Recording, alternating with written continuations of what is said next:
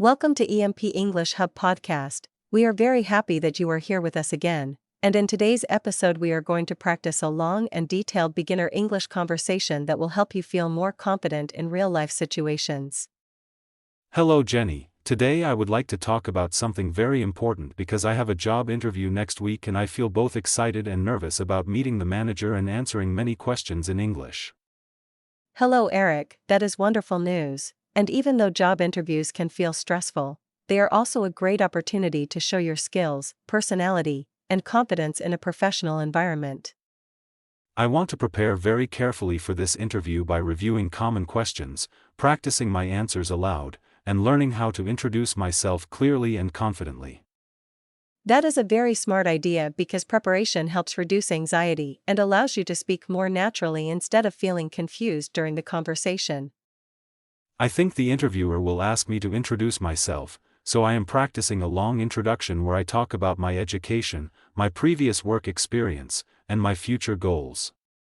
A clear and organized self-introduction can create a strong first impression and show that you are serious, responsible, and ready for new challenges. I would like to explain my strengths by saying that I am hardworking, punctual, cooperative, and always willing to learn new skills to improve my performance. It is important to give real examples when you talk about your strengths so the interviewer can understand how you apply these qualities in real situations. I am worried about the question regarding weaknesses because I do not want to say something that makes me look unqualified for the position. You can mention a small weakness and explain how you are actively working to improve it, which shows honesty and personal growth. When they ask about my previous job, I plan to explain my responsibilities, daily tasks, and how I contributed to the success of the company. That is perfect because employers like candidates who can clearly describe their achievements and the value they bring to a team. I also want to mention that I enjoy working in a team because collaboration helps generate creative ideas and solve problems more effectively. Employers appreciate teamwork skills because most companies require employees to cooperate and communicate with others daily. If they ask how I handle pressure, I will explain that I stay calm, organize my tasks carefully, and focus on finding practical solutions instead of panicking. That answer sounds professional and shows that you are mature enough to deal with challenges responsibly. I am not sure how to respond if they ask about my salary expectations because I do not want to say a number that is too high or too low.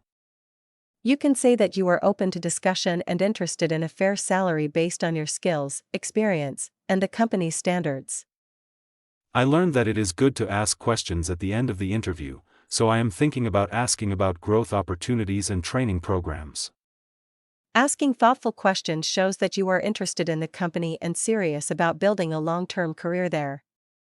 I also want to pay attention to my body language by maintaining eye contact, sitting straight, and smiling politely during the conversation.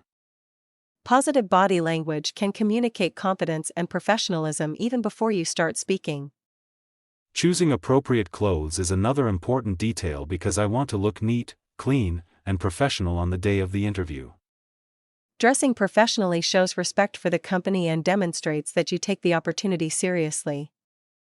I plan to arrive at least 15 minutes early so I can relax, review my notes, and avoid unnecessary stress. Being punctual is a simple but powerful way to show responsibility and reliability. Since the interview will be in English, I am practicing speaking slowly and clearly so I can express my ideas without rushing or making too many mistakes. Remember that clear communication is more important than perfect grammar, so focus on delivering your message confidently. If they ask a difficult question that I do not fully understand, I will politely ask them to repeat or clarify it.